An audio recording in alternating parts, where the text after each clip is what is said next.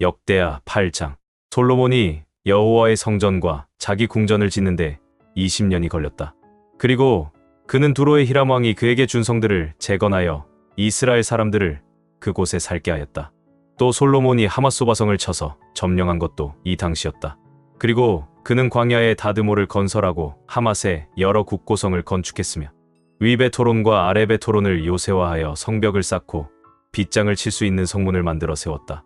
그는 또 바알락과 여러 국고성을 짓고 전차와 말을 수용할 성들을 세웠으며 예루살렘과 레바논과 그의 전 영토에 자기가 짓고 싶은 것을 모두 건축하였다. 솔로몬은 이스라엘 사람들이 가나안 땅을 점령했을 때 그들이 완전히 죽이지 않고 살려둔 가나안 사람들의 모든 후손들에게 강제 노동을 시켰다. 이들의 조상들은 헷족, 아모리족, 브리스족, 히이족, 여부스족이었으며 살아남은 이들 후손들은 계속 사역군으로 일하며 살았다.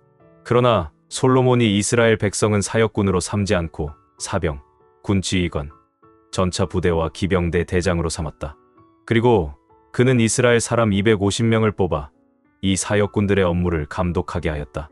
솔로몬은 그의 아내인 바로의 딸을 예루살렘의 다윗성에서 새로 지은 궁전으로 이사를 시키고 이렇게 말하였다.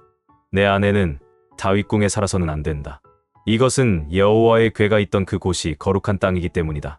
솔로몬은 성전 현관 앞에 쌓은 여호와의 단에 번제를 드렸는데 그는 모세가 지시한 대로 매일 드리는 제사 외에도 안식일과 매월 초하루와 또 연례적으로 지키는 새 명절, 곧 누룩 넣지 않은 빵을 먹는 무교절과 오순절이라고도 부르는 칠칠절과 그리고 초막절에도 번제를 드렸다.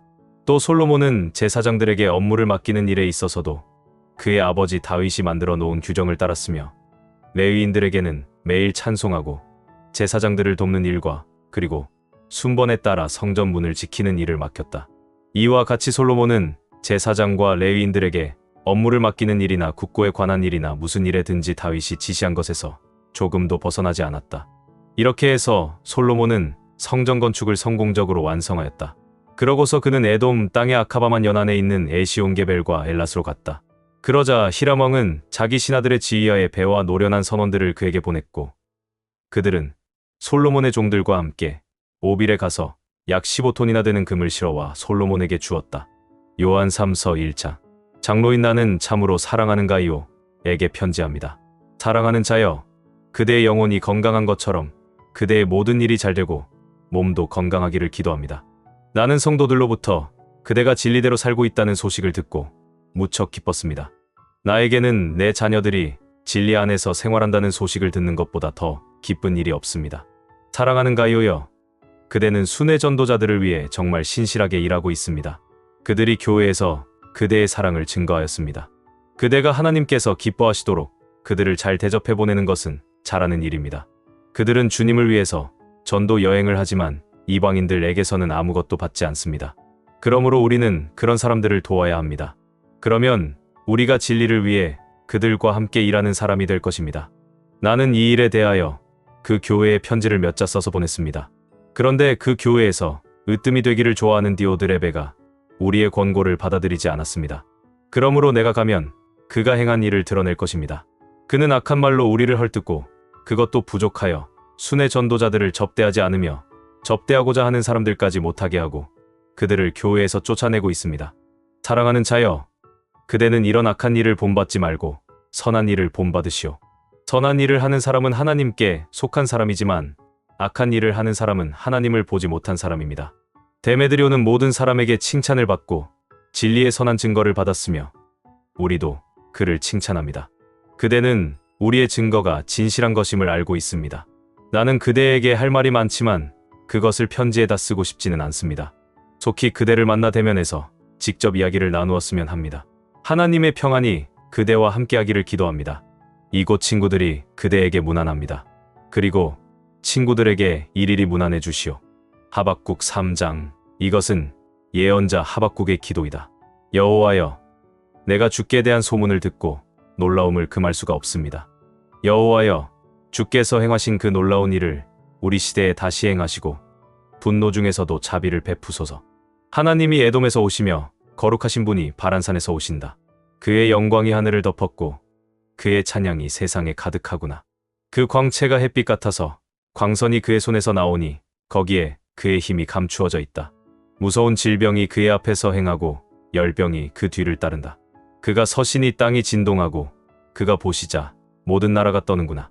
크고 작은 예산들이 부서지고 무너지니 그의 행하심은 예나 지금이나 다름이 없다.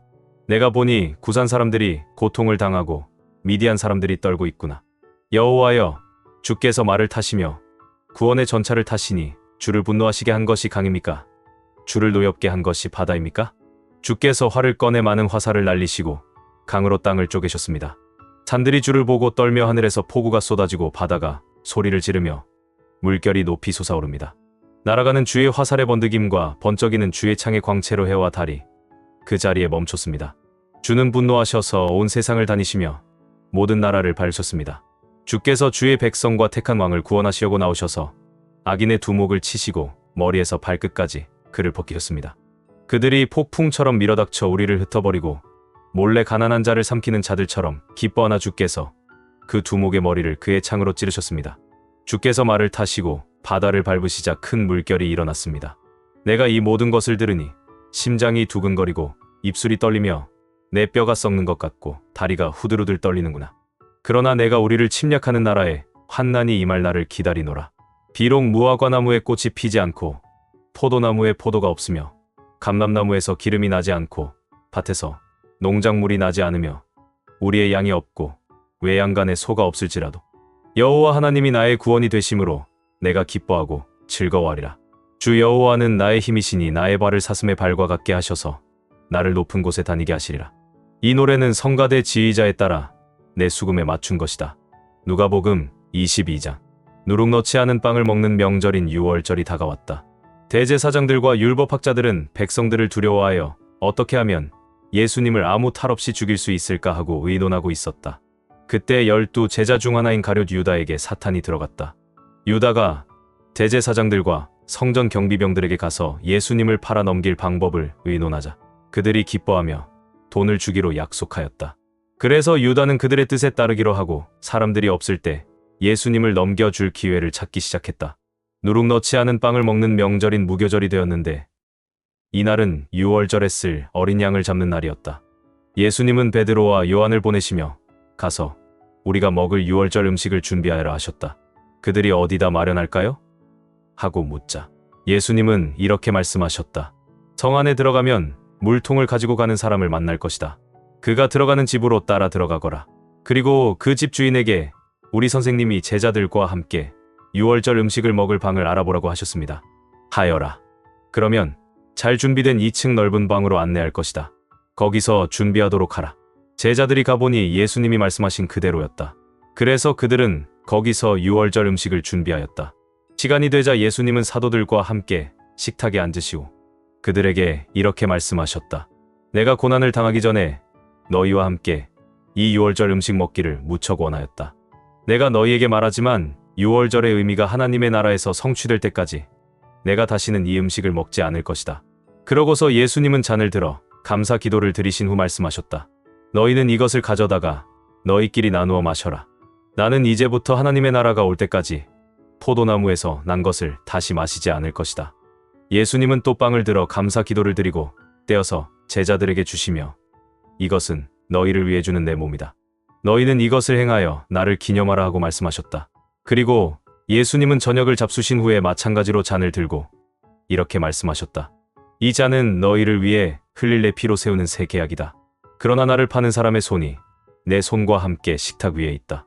나는 하나님이 정하신 대로 죽지만 나를 파는 사람에게는 불행이 닥칠 것이다. 그러자 제자들은 그들 가운데 이런 짓을 할 사람이 누구겠느냐고 서로 물었다. 제자들 사이에 누가 가장 위대하냐고 하는 문제로 말다툼이 생겼다. 그래서 예수님이 그들에게 말씀하셨다. 세상의 왕들은 권력으로 자기 백성을 다스리고 직권을 행사하는 사람들은 자기들을 은인이라고 부른다. 그러나 너희는 그렇게 해서는 안 된다. 너희 가운데 가장 나은 사람은 제일 나이 어린 사람과 같아야 하고 지도자는 종과 같아야 한다. 식탁에 앉아서 먹는 사람과 심부름하는 사람 중에 누가 더 지위가 높으냐? 식탁에 앉아 먹는 사람이 아니냐? 그러나 나는 섬기는 자로 너희 가운데 있다. 너희가 항상 나와 같이 있으면서 내가 당한 시험을 함께 받았으므로 내 아버지께서 내게 나라를 주신 것처럼 나도 너희에게 나라를 주어 너희가 내 나라에서 내 식탁에 앉아 먹고 마시며 보좌에 앉아 이스라엘의 12지파를 다스리게 하겠다. 시몬아, 시몬아, 사탄이 너희를 밀가부르듯 하겠다고 요구하였다. 그러나 내 믿음이 완전히 사라지지 않도록 내가 너를 위해 기도하였다. 너는 뉘우치고 돌아온 후에 내 형제들을 굳세게 하여라. 그때 베드로가 주님, 나는 주님과 함께 감옥에도 사형장에도 갈 준비가 되어 있습니다 하자. 예수님은 베드로야, 내가 분명히 너에게 말하지만 오늘 밤 달 굴기 전에 내가 3번이나 나를 모른다고 말할 것이다 하고 말씀하셨다. 그러고 나서 예수님이 제자들에게 내가 너희를 지갑이나 가방이나 신도 없이 보냈을 때 부족한 것이 있었느냐? 하고 물으시자 제자들은 없었습니다 하고 대답하였다. 그래서 예수님은 다시 말씀하셨다. 그러나 이제는 지갑이나 가방이 있는 사람은 가지고 다니고 칼이 없는 사람은 겉옷을 팔아서 칼을 사라. 내가 너희에게 말하지만 그가 범죄자처럼 되었다라고 기록된 말이 내게 이루어져야 한다. 사실 내게 관한 일은 이루어져 가고 있다. 그때 제자들이 주님, 여기 칼 2자루가 있습니다. 하자 예수님은 그것이면 충분하다 하고 말씀하셨다. 예수님이 습관대로 감람산에 가시자 제자들도 따라갔다. 예수님은 그곳에 도착하셔서 제자들에게 시험에 들지 않게 기도하라 하시고 그들을 떠나 돌을 던지면 닿을 정도 떨어진 곳으로 가셔서 무릎을 꿇고 이렇게 기도하셨다. 아버지, 아버지께서 원하신다면 이 고난의 잔을 내게서 거두어 주십시오. 그러나 내 뜻대로 마시고 아버지의 뜻대로 하십시오. 그러자 한 천사가 하늘에서 나타나 예수님께 힘을 북돋아 주었다. 예수님이 괴로워 몸부림치시며 더욱 간절히 기도하시자 땀이 핏방울같이 되어 땅에 떨어졌다. 예수님은 기도하시던 자리에서 일어나 제자들에게 돌아가 그들이 슬픔에 지쳐 잠든 것을 보시고 왜 잠만 자느냐, 시험에 들지 않도록 일어나 기도하여라 하고 말씀하셨다. 예수님의 말씀이 미처 끝나기도 전에 한때의 군중이 12 제자 중 하나인 유다를 앞세우고 나타났다. 유다가 예수님께 가까이 와서 입을 맞추려고 하였으나 예수님은 그에게 유다야, 내가 입맞춤으로 나를 파느냐 하고 말씀하셨다. 함께 있던 제자들은 되어가는 일을 보고 예수님께 주님, 칼로 쳐버릴까요? 하고 물었다. 그러고는 그들 중 한 사람이 대제사장의 종의 오른쪽 귀를 쳐서 잘라버렸다. 그러나 예수님은 그만두어라. 이만하면 됐다 하시고 그 사람의 귀를 만져 고쳐주셨다. 그리고 예수님은 자기를 잡으러 온 대제사장들과 성전 경비병들과 장로들에게 말씀하셨다. 내가 마치 강도라도 되는 것처럼 너희가 칼과 몽둥이를 들고 나왔느냐? 내가 날마다 너희와 함께 성전에 있을 때는 너희가 나를 잡지 않았다. 그러나 이제는 너희 때이며 어두움의 권세가 기세를 부릴 때이다. 그들이 예수님을 잡아 대제사장의 집으로 끌고 들어가자 베드로도 멀찍이 뒤따랐다. 사람들이 뜰 한가운데 불을 피우고 둘러앉아 있을 때 베드로는 그들 틈에 끼어 앉았다. 그때 여종 하나가 앉아서 불을 쬐고 있는 베드로를 유심히 보더니 이 사람도 그와 한패해야 하였다. 그러나 베드로는 이 여자야, 나는 그를 모른다 하고 딱 잡아떼었다. 조금 후에 또 어떤 사람이 베드로를 보고 당신도 그들과 한패지요? 하자 베드로는 이 사람아, 나는 아니야 하고 말하였다. 1시간쯤 지난 뒤 또 다른 사람이 이 사람이 갈릴리 사람인 걸 보니 틀림없이 그들과 한패여 하자. 베드로는 여보시오, 나는 당신이 무슨 말을 하는지 도무지 모르겠소 하고 대답하였다. 베드로의 말이 미처 끝나기도 전에 닭이 곧 울었다. 주님께서 몸을 돌이켜 베드로를 보시자 그는 오늘 밤달 굴기 전에 내가 3번이나 나를 모른다고 말할 것이다 라고 하신 주님의 말씀이 생각나서 밖으로 나가 한없이 울었다. 예수님을 지키던 사람들은 그분을 조롱하고 때리며 눈을 가리고 너를 때리는 사람이 누구냐? 알아맞혀 보아라 하면서 예수님께 갖은 모욕을 다 하였다. 날이 밝자 대제사장들과 율법학자들과 장로들이 의회를 열어 예수님을 의원들 앞에 세우고 내가 그리스도라면 우리에게 말하라 하였다. 그래서 예수님은 이렇게 말씀하셨다.